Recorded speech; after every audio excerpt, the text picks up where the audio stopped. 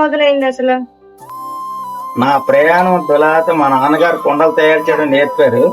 ఆ నేర్పిన తర్వాత అలాగ ప్రయాణం అలా కుండలు రోజుకొక 200 రూపాయలు 300 రూపాయలు అలా తయారు చేసుకుని భార్యని పెళ్లి చేసుకున్నాను. భార్యని పెళ్లి చేసుకుని ఇద్దరు ఇదే దీని మీద రోజుకు 400 500 ఇద్దరికి అలాగ 600 వస్తుందమ్మా.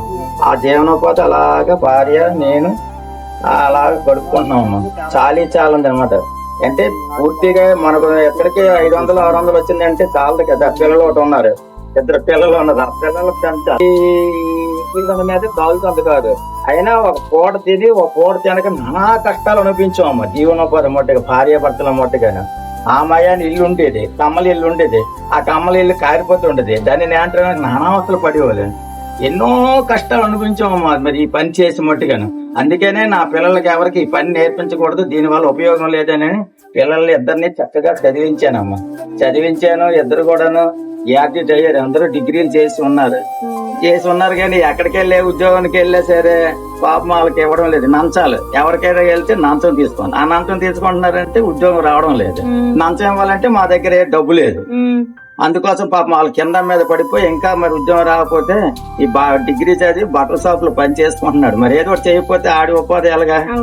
అందుకనమాట.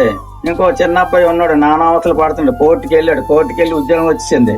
ఆ 2 రోజులు నంచాలు తీసుకొని అమ్ముదబ్బాడు. అది రాలేదు. ఇన్ని బాధలు పడుతుంది చిన్న అబ్బాయి. నా పని వల్ల నానావస్థలు పడుతున్నాడు. చాలీసాలను బతి ఇది పోనీ దీనివల్ల రాబట్టే తక్కువ ఉన్నది కనుక వాళ్ళే చదువుకుంటూ బాగుంటది కదని చదివించాను.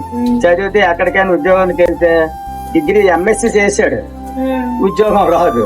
ఇంటర్వ్యూకి వెళ్తే ఇంటర్వ్యూలో సెలెక్ట్ అవుతుంది, ఆ ఉద్యోగం ఇవ్వడం లేదు. ఎవరో దానికి డబ్బులు కట్టేస్తారు. మనం డబ్బులు ఇవ్వాలంటే మన దగ్గర ఎటు ఉంటది? మేము ఒట్టుకెళ్ళి మట్టి ఇచ్చేయాలి కానీ అడిగి మరి ఇంకేట్లే మామే డబ్బు ఇవ్వగలం. అంచేతన మట్టుగా నా పాప మా కుర్రోడు కింద మీద పడుతున్నాడు, నా నవతలు పడుతున్నాడు. జీవనోపాధి ఇలా చేసుకున్నాను. నాకు 72 సంవత్సరాలు అయిపోయింది.